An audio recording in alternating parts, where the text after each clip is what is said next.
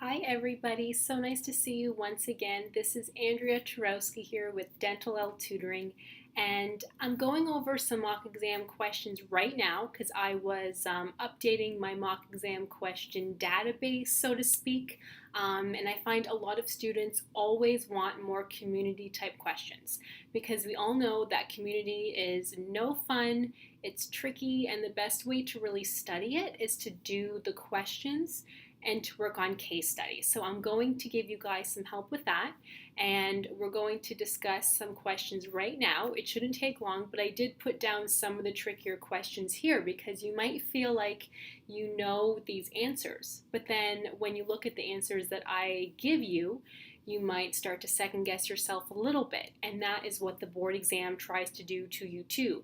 They know you know your stuff, but they want to know that you really know your stuff and that you always pick the best answer. So let's go over a few of them here to give you guys some idea. These are tricky, just to warn you now. I think I threw a couple easy ones in there, but for the most part, I did them to trick you. So let's see how you do. So the first question here is, what is the gingival periodontal index? So is it A, to assess the prevalence and severity of gingivitis and periodontal disease?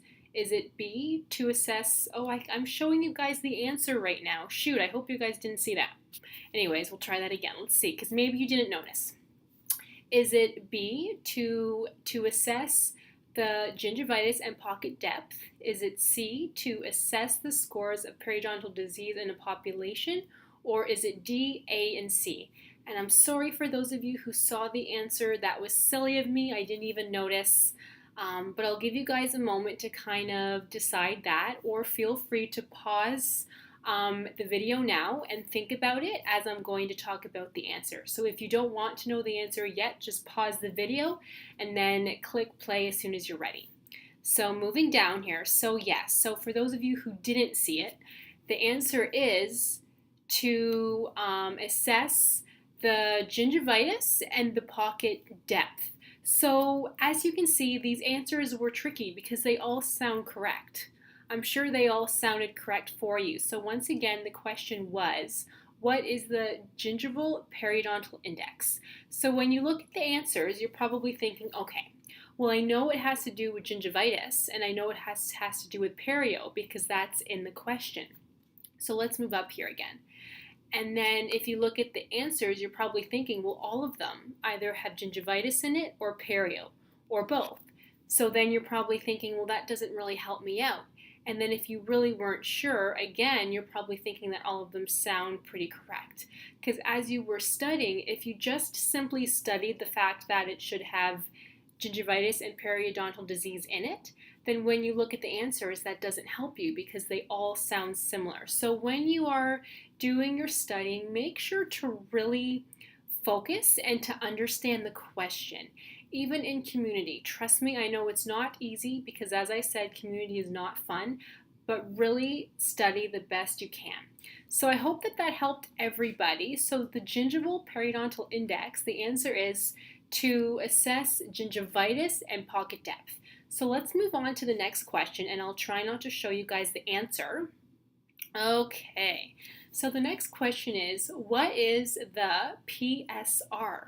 Is it A, to assess the prevalence and severity of periodontal disease?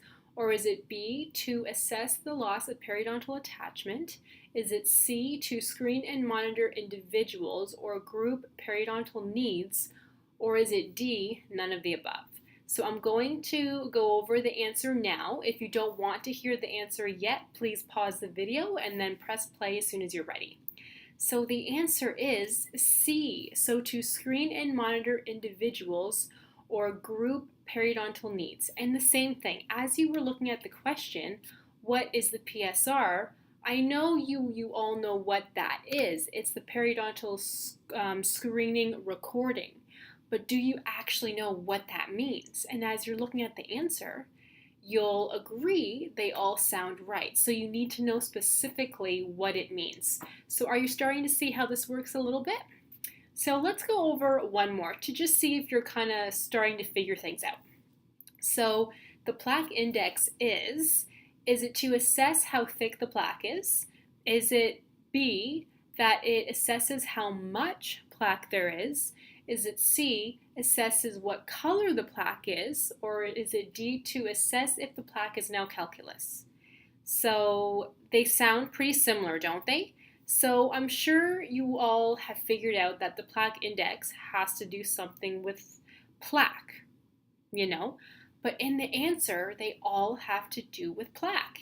And all of the answers that I had given you, they all have to do with plaque. So you need to know the specifics. What kind of plaque is this index looking at? So I'm going to give you the answer now. Pause the video if you don't want to know. So the answer is A. It looks at how thick the plaque is, and more specifically, you measure this at the gingival margin, not at the occlusal or the mesial or the distal. You measure it at the gingival margin. So I hope that helped to give you guys kind of an idea how some tough questions are on the board exam and how important it is to study. If you have any questions, please let me know anytime, because I put this up because I was working on some new mock exam questions for my students who are in the board exam prep course now, and every single student has said to me at least once, please don't forget about community. Teach us a lot about community. We want to know everything, because they all feel that that's the hardest part. And our community is our final session of the board exam prep, I believe. So we'll be talking about it soon. But as I was doing these questions, I thought to myself, I bet they're not the only students who are having trouble with community. So if you feel you still need help and you didn't have a chance to sign up for the board exam prep course, I am starting another one soon, so please check online at dentalelle.com. And the board exam prep course goes over everything. So if community is something that you do have trouble with, and let's say only community, then the board exam prep course you might not want necessarily, but I do have separate mock exam packages for certain topics. So that might help you more, because I do have a couple for community, including case studies, because a lot of students have troubles with this topic. So if you need anything at all, please let me know, because I am here to help you. And yeah, I guess happy studying, good luck, and I will talk to you all very, very soon. See you later.